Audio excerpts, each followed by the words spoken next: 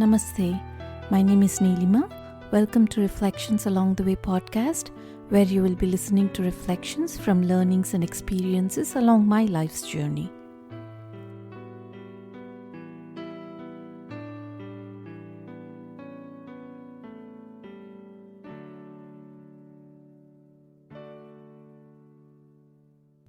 It's been a few weeks since I recorded a reflection in regards to the Self-Unfoldment book that I started many months ago. So before we get into the next chapter, which is lesson 11 of the book, let's try to recap a little bit of what we have studied so far. And we started out this journey by trying to understand the nature of ourselves so that we can experience that happiness which is boundless, right? And with that quest in mind, we started studying the book. We went through it lesson after lesson where Swamiji gave us immense wisdom to understand many things. And we started with understanding why we are not able to experience that freedom, which is our essential nature. What is freedom actually? And why is self-restraint necessary for us to be able to experience that freedom, right? How do we have the right contact with the world when we are interacting with the world? What is our heritage? And we essentially actually took a in-depth look into what is happiness. We all hear this word a lot, but we haven't spent enough time to actually understand what it is and try to figure out where that happiness is, right? So that we can be happy. If we understand where it is and what it is, then we can be happy, correct? And then we also studied about what is religion.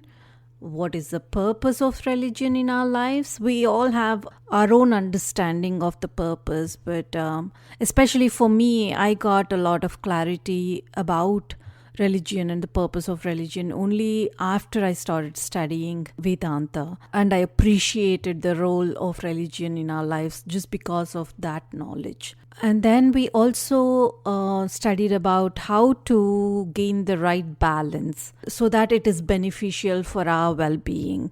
We also heard these new terms called prayas and shreyas, which is the path of the pleasant and the path of the good. And what is the path of the pleasant? What is the path? We went in depth in regards to all this. Then we also tried to examine actually what is life. And we learned that life is nothing but a series of experiences that is being experienced by these instruments of experience or equipments of experience, which is the body, mind and intellect, and which is in short form represented as BMI. We also studied about the supreme reality, which is a principle by whose presence the body, mind and intellect function. The body can perceive, the mind can feel, and the intellect can think because of the presence of this principle, the supreme reality, which is called Brahman in Vedanta. And we went into what is that nature of Brahman. And we studied about vasanas. What is making us think in a certain way? What is conditioning our intellect? What is driving the thought process, which eventually is making us feel a certain way and act a certain way? And we studied that that's nothing but the vasanas, which are the impressions that have been left in our mind as we interact with the world with our selfish motives. And we also studied about how to go beyond the BMI and have that direct and personal experience of the self. And if you haven't yet, I would strongly recommend that you search for BMI chart explanation by Swami Chinmayananda in YouTube. It's a 1-hour talk that Swamiji gives on the BMI chart. It gives you like a very fundamental understanding of the necessity of the study of spirituality, and Swamiji explains it so beautifully about what this BMI chart is, what is that supreme reality and all that. So please listen to it if you get a chance. And then we also learnt that this self conditioned by these equipments of experience, which is the BMI, is nothing but the individuality, which is the ego or jiva. And we realize that, as long as we live, we have to act. How we act is very important. And while trying to analyze that, we studied about the 3 different kinds of action depending on the attitude with which we act. And we also learned about what the secret of success is, how to overcome these negative outlooks, and how to conserve our mental energy so we can apply all that conserved energy to act efficiently. And we know that human willpower can conquer anything, right? And for us to develop the right attitude and the willpower, we need to practice certain values. And those 3 values we've seen are Satyam, which is truthfulness, Brahmacharya, which is self-control, non-injury, which is ahimsa. We have a very wrong understanding of these words, and hence becomes a little difficult to practice it in the right way. So it's important that we understand these words in the right context. Having practiced all these values and developed the right attitude and all, we still can fail. That is because there is no efficiency. And for that efficiency to be there, we have to learn how not to drain our energy, how do we conserve our energy, and how to channel it properly. For us to understand how to do all that, then we needed to delve into what mind is, because mind is where all these thoughts and all happen, which takes up a lot of energy. So we need to understand mind better. So while trying to understand the mind better, we delved into the 4 personalities that make up the human personality, right? That's the physical, mental, intellectual and spiritual personalities. All these together make up our entire human personality. Then we also needed to understand how do we direct our mind to think rightly. For us to be able to do that, we need to understand the nature of the mind and then how to train the mind. So we spoke about that. And we also spoke about how it is important to look within. And we also understood what the relationship is between the inner and outer. And in the end of the chapter, the last lesson, lesson 9, Swamiji mentions that patient self-application in full enthusiasm and in a joyous mood of healthy optimism is the plan of action of all great achievers in this world. So with that enthusiasm, let's proceed to lesson 10. Once we understand that our urges, unmanifested urges, which are nothing but the vasanas, are the ones who are driving our actions, then sometimes we may, conclude that there's nothing we can do and we are like the victims of vasanas and we have no choice of actions. And we may come to the conclusion that we are destined to act according to the push of our vasanas, and there's nothing much we can do. And then we do not put the required effort to accomplish something that you want to. So in animals, it is true that they don't have this kind of discriminatory power where they can think about all these things and they just act instinctively, right? That is their innate pattern to strike and kill, and they don't think beyond that. But human beings have this unique capacity to stand apart from these urges, from these desires, and exercise some self-effort. This self-effort is called purushartha in Sanskrit. That self-effort will help us choose our actions irrespective of our vasanas. Of course, vasanas have some effect on us in making us act in a certain way, but it's not completely the force which can make us act in a certain way. We can consistently apply self-effort and eradicate all these vasanas to transform our lives. As we apply our self-effort, the effects of our past does have a pull on what we do in the present.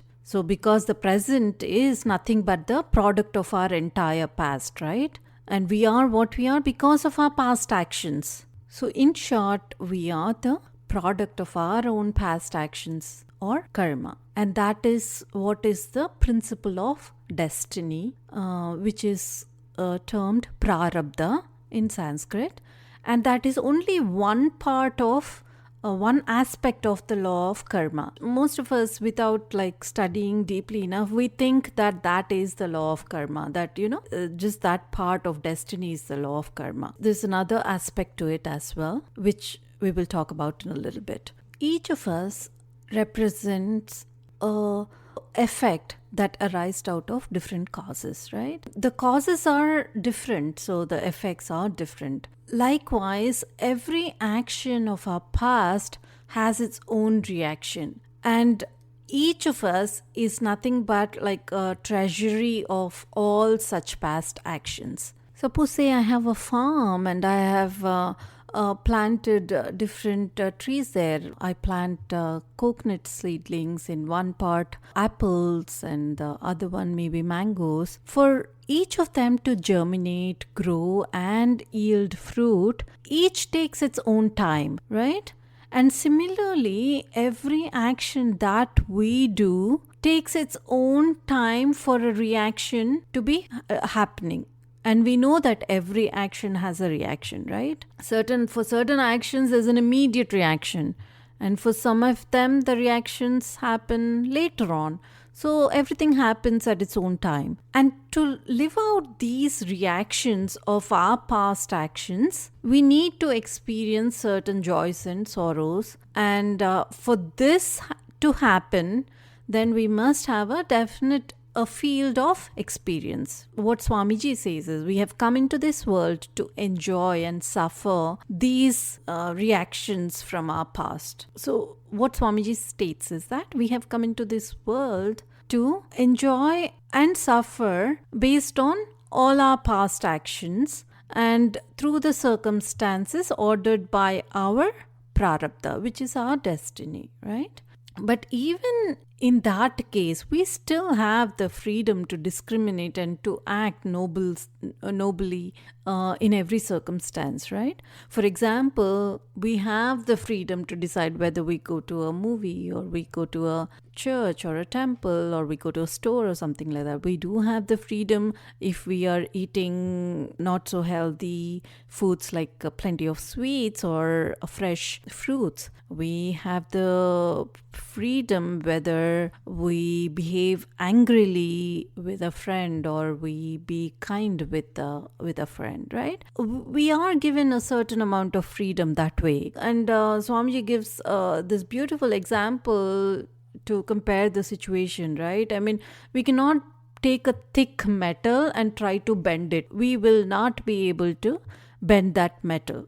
But if we are repeatedly beating and shaping the metal to bend it to a certain shape, then it does happen, right? So again, he gives another example where a cow is tied with a rope, and even though it's not free to graze across the entire field, but it can move freely within the circle drawn by the rope with which it's tied.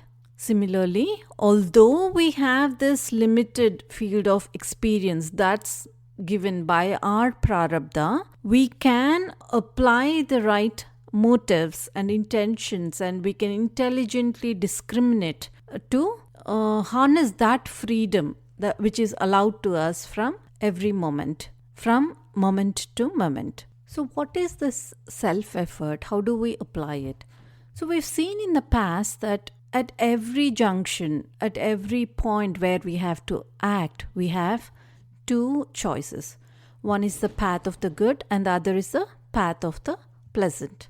And often when we are at this junction, we are too confused to decide which path to pursue. And we are tempted to pursue the path of the pleasant because there's immediate gratification, right? There's immediate pleasure. But those rewards are very short-lived. Whereas by adopting or by taking the path of the good, there is a more permanent and more unfiltered happiness, right? And that should be our long-term goal. So thus, at each moment, we can exercise this self-effort to make the right choice and choose the right path for ourselves. Swamiji explains how these impressions are made by kind of making us visualize our mind in a certain way. So he urges us to visualize the mind as though it's made up of soft matter. And every time a thought passes through that matter, it makes an impression like a scratch on it. And when similar thoughts, the same thought is repeated again and again, that scratch becomes like a canal. It deepens. And every thought that comes after it, it flows easily through that ready-made thought canal. That is why if the impression is produced by good thoughts, then it is easy to maintain the good character. And then it is strengthened by every subsequent good thought as well. So, for example, if we have a tendency to get angry and we want to overcome that tendency, then the first step we have to do is we have to feel shameful about getting angry. And we have to understand why that anger is destructive. It is both self-destructive and also destructive to our loved ones, right? We cannot if we try to suppress that anger without expressing it also, it's not good, because it is going to come out at one point or the other. So that is why it is necessary to intelligently analyze why it is destructive, so that that energy can be used in a more profitable direction. We should not simply be saying it's our destiny or prarabdha to get angry, right? So we have to carve out this new impression in our mind with good thoughts. And we have to make that canal wider and wider, so that our character is strengthened in that direction. So we have to repeat to ourselves constantly that we love everyone, that I am very tolerant, I love everyone, I want to be kind, and so on, So repeating these thoughts over and over again, we will observe that anger, the level of anger or the strength of that anger dissipates over time. And there will be a time when it'll go away completely and you don't feel that anger that you used to before. We'll understand more about the cause and effect relationship in the next episode. Thank you for listening to today's reflections. If you'd like to connect with me, please visit bluishmuse.com. Until next time, namaste.